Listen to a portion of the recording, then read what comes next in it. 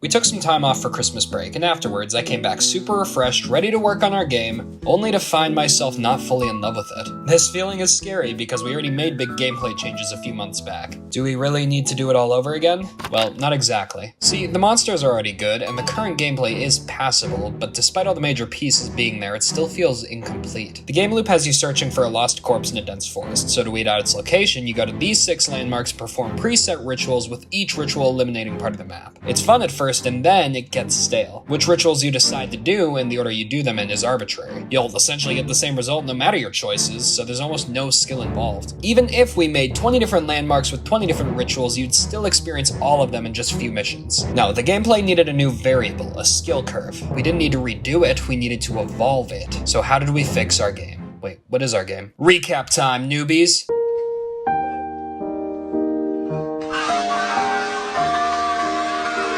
I'm Isaac. I'm Gunnar. I'm Preston. And this is our horror game, Feed the Pit. You've been accepted into ECC, a society worshipping a horrifying pit in the ground named Elijah. You'll need to enter the nearby woods and avoid monsters while performing bizarre rituals in order to find the dead body and keep Elijah fed. So, we need a new variable and we need to evolve the rituals. For the variable, let's free the rituals from the landmarks and allow the player to perform them anywhere, but where you choose to perform them will affect the result. And instead of rituals with a bunch of complex pieces, you perform them using cards. What? This is all super confusing, Isaac. Have you lost your mind? Yes! Now hear me out. Before making any big gameplay changes, I spent time injecting my brain with some new media to get inspired. And then I got it. What if we made the grid more dense and allowed the player to ask questions about the body from wherever inside the map they wanted? Let's say I'm here and the corpse is here, but I don't know that, of course. So I ask, is your closest landmark the same as mine? And as we see, the answer is no, and therefore this area is eliminated. Overall, not very useful. But if I ask the same question over here, the answer is yes, and therefore all the stuff out here gets eliminated instead. But with 5 landmarks, that question is risky. So if you're not a stupid idiot, you'd want to make the map smaller before asking it. I'd start with a big question, like, are you within 3 spaces of me? No. I move and ask again, are you within 3 spaces of me? And this time, yes. And now that only this small area remains, asking, is your closest landmark the same as mine, is no longer risky, but very useful. There's many other questions you can ask, like, is your elevation the same as mine, or compared to me, are you closer to water? But none of these questions can be asked without the proper ingredients, like a witch. This is where the landmarks come in. At the cabin, you'll find dartboards and nooses, ingredients. Or at the strange stairs, you'll find shoes and candles, and other ingredients at other landmarks. You take these, and then you mix and match for your desired question. But then another problem came up. After just a couple missions, players would settle into an unmoving strategy. Same questions, same order every time. Something had to change, so ingredients were eradicated off the face of the earth in favor of cards. And a new character named the Card Master was added, waiting for you at each landmark. He'll look less stupid later. When you speak to him, he gives you 3 cards to pick between, each containing a unique question. And then you go wherever you want and light the card on fire to play it. Each landmark has its own unique deck with categorized questions, like the Big Area deck at the radio tower, which has questions best suited for eliminating large chunks of the map. This means the Big Area deck is smart to start with, but the draws are still random, so you'll be forced to ask different questions every game and must strategize around the hand you are dealt. Though at the moment there's not that many questions, so you can usually get the ones you want, but that will change! All these additions and evolutions we've made to the previous ritual system has solved so many issues all at once. Too many to talk about, so they're on screen now if you're curious. I know we've had to make a lot of big changes in recent months, and thank you all for being so supportive while we have. I'm optimistic we can now just focus on adding more content to the game and getting it finished. In other news, the game's story is really coming together, and I really want to talk about it, but I can't. However, I can show off the different pit chanters. Meet the leader,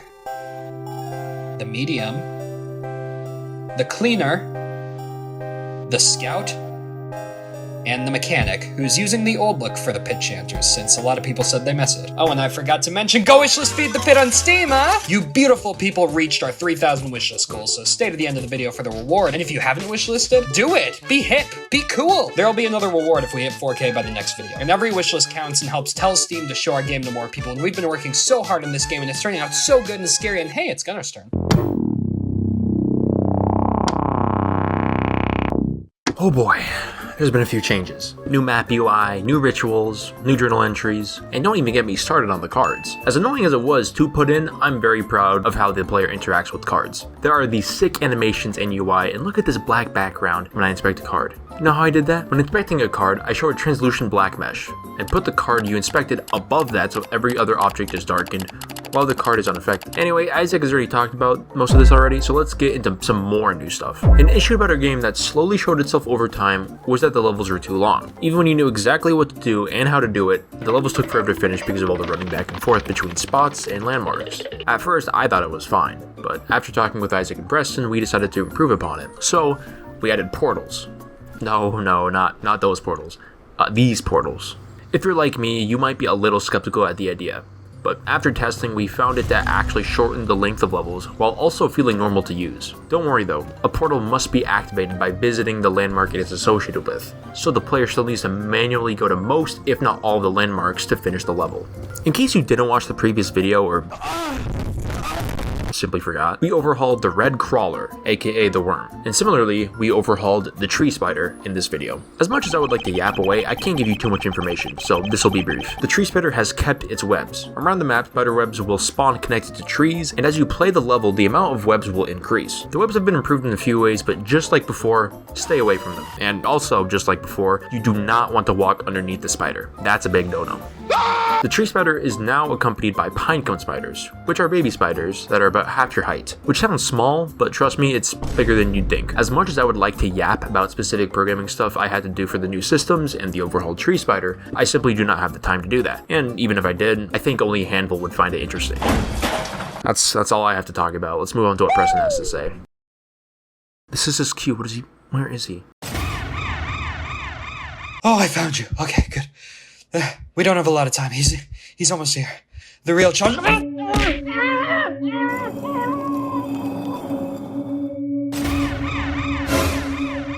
This video is sponsored by Skillshare. If you've ever wanted to be a game developer, writer, composer, or anything in between, all the tools you'll need are right here. Skillshare is the largest online learning community for creatives everywhere. There's no shortage of classes, literally thousands across film, illustration, and every creative field you can think of. And through Skillshare, it's easy to find classes tailored to your specific skills, software, and experience, all taught by industry experts and veterans. You need to take that big brain of yours and exercise it. Creativity is a muscle, so hit the Skillshare gym. Here, I even got you a membership card. See right there? Yeah. Yep. The first 500 people to join Skillshare using our link get 1 month of Skillshare Premium for free. It is literally free, and supporting our sponsors helps to support our game. So please check out the link in the description to join, and a big thank you to Skillshare.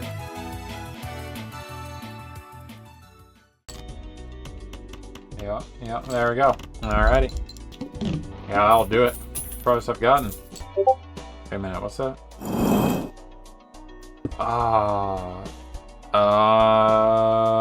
Yup, we have cards now. When we were concepting new ideas for our ritual mechanic, I brought up an old idea of having cards in the game. The design of the cards themselves were mainly inspired by retro Magic the Gathering designs and Inscription's pixel art cards. You may have noticed these small images on the bottom of the cards. Well, that's to help differentiate the cards and what they do. For example, we have this card that shows if you're closer to the van or not, some flowing water to help you find out if you're closer to the water, and this eye to see eye humor, if you're in the right spot. In other news, the hideout is finished. Well, practically. I still need to get in a few details, like the bathroom, but this is a lot closer to what the final design in the game will look like. Check out these awesome cinematic angles. But now that modeling challenge was over, it was time for the next. Have you ever needed a vehicle that transports bodies in style, gets subpar gas mileage and a bit of a musty smell?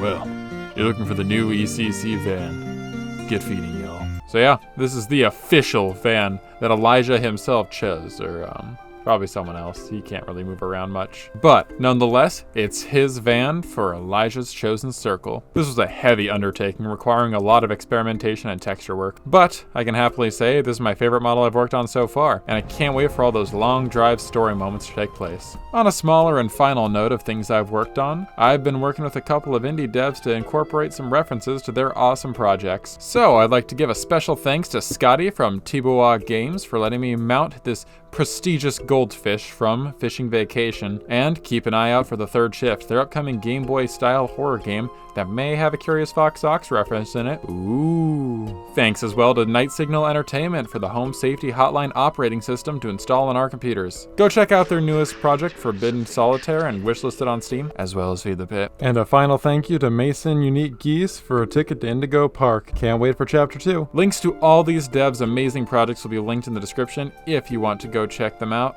Well, I was told to keep it around a tight 2 minutes and 30 seconds, so I better be going. See you later, my digital friends. Goodbye. Because we hit our goal of 3,000 wishlists, we're giving away another 5 free copies of Feed the Pit. To enter, just join our Discord and interact with the post and server announcements with the scales emoji. Laser!